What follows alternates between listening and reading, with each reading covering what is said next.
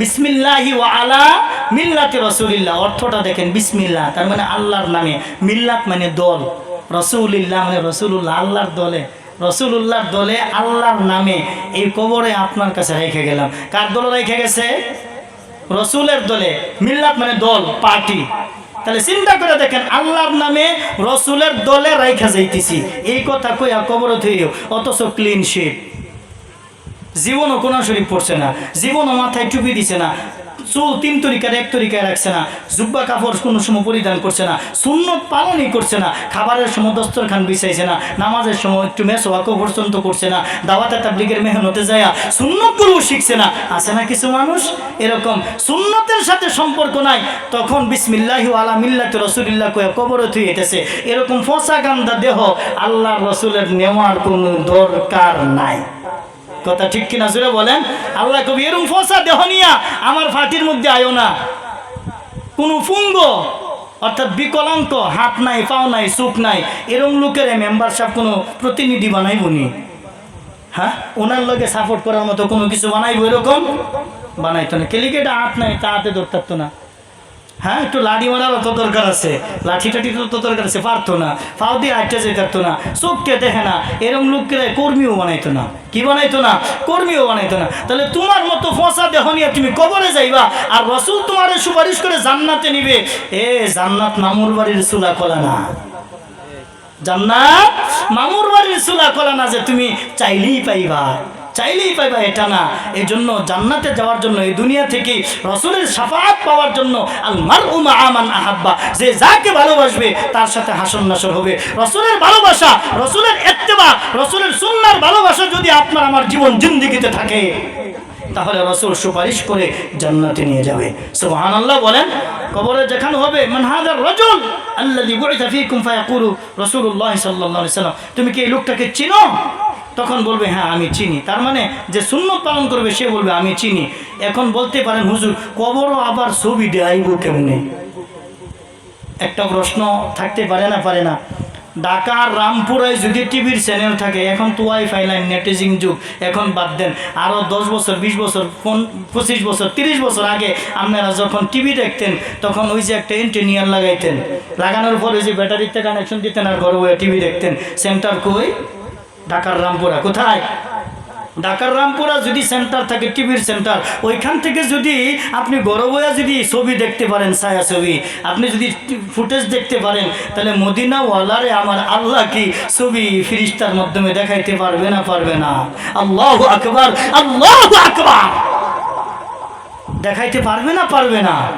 দুনিয়ার মানুষের পক্ষে যদি হাওয়ার মধ্যে, বাতাসের মধ্যে যদি উড়াইয়া, প্রত্যেকটা মানুষের মোবাইলের মধ্যে যদি সুন্দর করে গ্যালাক্সি সেটের মধ্যে যদি সমস্ত ছবি টবি, ভিডিও ফুটেজ, ইমোতে কথা বলা, মেসেঞ্জারে সমস্ত কিছু যদি মোবাইলে দেখা যায়, সমস্ত কিছু করা যায়, তাহলে আমার রব কি কবরে তার রসুলের অর্থাৎ তার বন্ধুর হাবিবের পিকচার কবরে দেখাইতে পারবে না? পারবে না। চিন্তা করে দেখেন, গ্লাসের উপরে টাচ করলে ভিতরের ফাইল মেনু খুলে যায়। এই যদি ওই অবস্থা, দুনিয়ার বিজ্ঞান যদি এই কাম করতে পারে, তাহলে আমার আল্লাহ পারে না? পারে না? আমার আল্লাহ পারবে না? পারবে না? আল্লাহু আকবার, আল্লাহু আকবার। যখন বলবে মার রব্বুক, আমার রব হইছে আল্লাহ, যখন বলবে আমার ধর্ম হইছে ইসলাম, যখন বলবো উনি আমার নবীজি, তখন আল্লাহ আসমানতে ডাইকা বলবেন আন সাদাকা আবদি, আন সাদাকা আবদি। সুবহানাল্লাহ বলেন।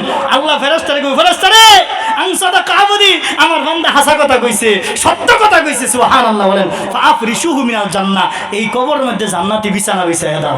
সুবহানাল্লাহ বলেন। ওয়াল বিসুহু মিনাল জান্নাহ, তার পরনে জান্নাতি পোশাক পরায়া দাও। ওয়াফতাহু লাহু বাবান ইলাল জান্নাহ, এই কবর থেকে জান্নাতের গেট পর্যন্ত দরজা একটা খুলে দাও। সুবহানাল্লাহ বলেন, সুবহানাল্লাহ বলেন। নূরে নূরান্বিত হয়ে যাবে, নূরে নূরান্বিত হয়ে যাবে কবর, জান্নাতের বাগিচা হয়ে যাবে। জান্নাতীরা খাইবে সেথায় নানান রকম খানা, হইবে না তো কবু তাদের পেশাব পায়খানা। আরে উঠবে করে বাহির হবে, উঠবে করে বাহির হবে গন্ধ সুবাসিত, এতে তাদের ক্ষুধা লাগবে আগের মতো, এতে তাদের ক্ষুধা লাগবে আগের মতো। চোখ জুড়ানো কত নিয়ামত সেথায় আছে তার, আল্লাহ সারা হিসাব নিকাশ কেউ জানে না আর, আল্লাহ সারা হিসাব নিকাশ কেউ জানে না আর। সুবহানাল্লাহ কোন? সুবহানাল্লাহ। কত যে নিয়ামত জান্নাতের ভিতরে থাকবো, আল্লাহ যে দিব, খালি দেখবেন আর খাইবেন আর বুক বিলাসের মধ্যে থাকবেন। সুবহানাল্লাহ বলেন। তাহলে ওই জান্নাতে যাওয়ার আগে এই দুনিয়ার জিন্দেগিটা বরফ গলিত চাকার মতো, এই জীবনটা কাজে লাগানো দরকার আছে না নাই? তাহলে কাজে লাগাইতে হইব কেমনে? নেক কাজ করে না গুনাহের কাজ? আরো জোরে বলেন, নেক কাজ করে, কথা ঠিক কিনা?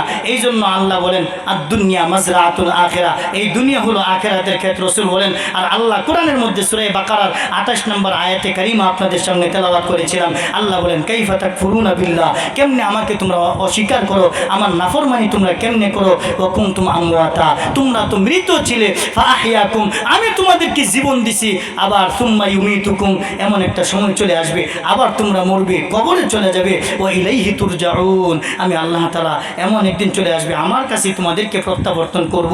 আফা হাসিবতুম আন্নামা খালাকনাকুম আবাতাম ওয়া আন্নাকুম ইলাইনা লা তুরজাউন, তুমি কি মনে করতেছো আমি আল্লাহ তোমাকে খামাখা বানাইছি, আলতু ফালতু আবাস হিসেবে বানাইছি? না না, আমি বানাইছি অবশ্যই আমার একটা উদ্দেশ্য আছে।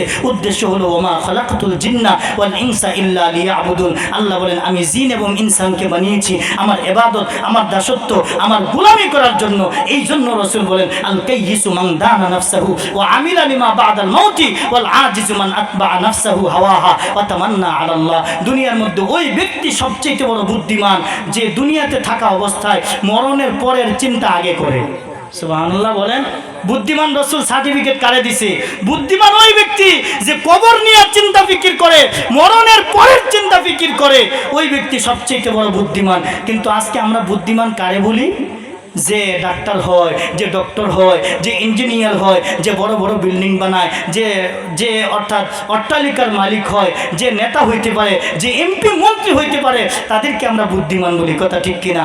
আর বেকুব বুকা ওই ব্যক্তি যে মরণের পরের চিন্তা আগে করে না। দুনিয়ার জিন্দেগি শুধু গুনাহ আর গুনাহ, গুনাহ আর গুনাহ, গুনাহ করতে করতে জীবনটাকে শেষ করে। হে আমার মা এবং বোনেরা, আপনারা এখানে অনেকেই আসছেন, আপনাদেরকে 4টা আমল দিয়ে শেষ করে দিচ্ছি। আল্লাহ রাসূল হাদিসের মধ্যে বলেন আল মারআতু ইযা সাল্লাত খামসাহা, কোন নারী যদি 5 ওয়াক্ত নামাজ আদায় করে, কি কয় ওয়াক্ত? জোরে বলেন। তাহলে নারীরাই 5 ওয়াক্ত নামাজ পড়বেন, আপনারাও পড়বেন। নারী এবং পুরুষ প্রত্যেকটা মুসলমানের উপর নামাজ ফরজ। এখন বর্তমান দেখেন মসজিদটা কত টাইস করা, মোজাইক করা, ফরসাখানা টয়লেট পর্যন্ত টাইস করা, কিন্তু মুসল্লির দিলের অবস্থা খুব কাঁচা, খুব দুর্বল। আগের মসজিদগুলো কাঁচা ছিল, মুসল্লির অন্তর ছিল পাকা, আর এখন মসজিদ পাকা, মুসল্লি কাঁচা, কথা ঠিক কিনা? জোরে বলেন। মাসাজিদুহুম আমিরাতুন ওয়া হিয়া খারাবুম মিনাল হুদা, মসজিদে নামাজ পড়লে দেখা যায় কয়জন মুসল্লির নামাজের মধ্যে খুশু আছে।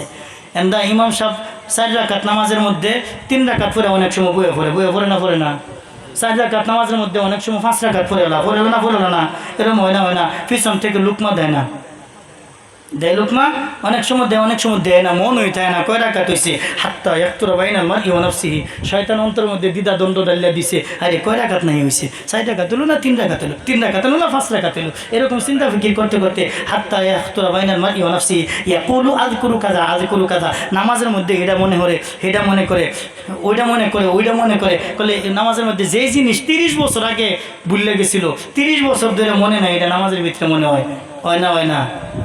আমার হয়, আমরা ঘরে কেন করতে না, এরকম হয় যে জিনিস জীবনেও মনে নাই, ওটা নামাজের মধ্যে মনে হয়েছে। মহিলারা রান্নার গেছে, তরকারির মধ্যে হাইরে লবণ দিছে না, হাইরে কী কামনাই করছে, এটা নামাজের মধ্যে মনে হয় না, হাইরে বাচ্চাটা কই জানি আছে, মহিলারা মনে করে না। তার মানে নামাজের মধ্যে যত আকাম কুকাম যত যা কিছু আছে সব মনে হয়, কারণ ওই যে শয়তান অন্তর মধ্যে দ্বিধা দ্বন্দ্ব ডাইলিয়া দিতেছে। তার মানে এটা মনে হয়, ওইটা মনে হয়, এমন অবস্থা হয় শেষ পর্যন্ত কয় রাকাত নামাজ পড়ছে এটাও মনে থাকে না, হয় না। কয় রাকাত নামাজ পড়ছে এটাও মনে থাকে না। এই হলো আমাদের নামাজের অবস্থা। নামাজের মধ্যে খুশুর দরকার আছে না নাই? আরো জোরে বলেন, আছে না নাই? তাহলে এই যে মসজিদ বানাইছি, মসজিদে মুসল্লি দরকার আছে না নাই? মুসল্লি হইব নামাজে গেলে, হ্যাঁ, ক্বালু লাম নাকু মিনাল মুসাল্লিন, মুসল্লি তো তারে কয় যে নামাজে যায়, তারে না মুসল্লি কয়। আর যে নামাজ পড়ে না, কি মুসল্লি নি? তাহলে নামাজে দেওয়ার দরকার আছে না নাই? আমরা পুরুষ যারা আছি আমরা যাই মসজিদে নামাজ পড়বো, মহিলা যারা আছে তাদেরকে বাড়িতে নামাজের ব্যবস্থা করে আমরা দিব, মহিলারা বাড়িতে নামাজ পড়বো। রাসূল হাদিসের মধ্যে বলেন, এই নারীরা তোমাদের জন্য খাস করে একটা হাদিস রাসূল বলেছেন, আল মারআতু ইযা সাল্লাত খামসা, যেই নারী 5 ওয়াক্ত নামাজ আদায় করবে। 2 নাম্বার ওয়াসামাত শাহরা, রমজান মাসে রোজা রাখবে। রোজা তো গেলই গা, সামনে তো আরো রোজা আছে না নাই? বেঁচে থাকলে থাকলে রোজা হবে ইনশাআল্লাহ। তাহলে ওয়াসামাত শাহরাহা, যেই নারী রমজান মাসে রোজা রাখবে। 3 নাম্বার হলো ওয়া আহসানাত ফারজাহা, সতীত্বের হেফাজত করবে, সতীত্বের হেফাজত করবে, লজ্জাস্থানের হেফাজত করবে 3 নাম্বার। 4 নাম্বার হলো ওয়া আতাআত বালাহা, স্বামীর খেদমত করবে। ফালতাদখুলু মিন আইয়ি আবওয়াবিল জান্নাতি শাআত, আল্লাহর জান্নাত হইছে 8টা। এই নারী যদি এই 4টা কাজ করতে পারে, এই 4টা কাজ করলে আল্লাহর জান্নাত 8টা, ওই 8টা জান্নাতের দরজা খোলা থাকবে, নাচতে নাচতে বেহেশতে যাবে। সুবহানাল্লাহ বলেন। তাহলে নারীদের জন্য কয়টা সবক দিলাম? 4টা। 1 নাম্বার 5 ওয়াক্ত নামাজ, 2 নাম্বার রমজান মাসের রোজা, 3 নাম্বার লজ্জাস্থানের সতীত্বের হেফাজত।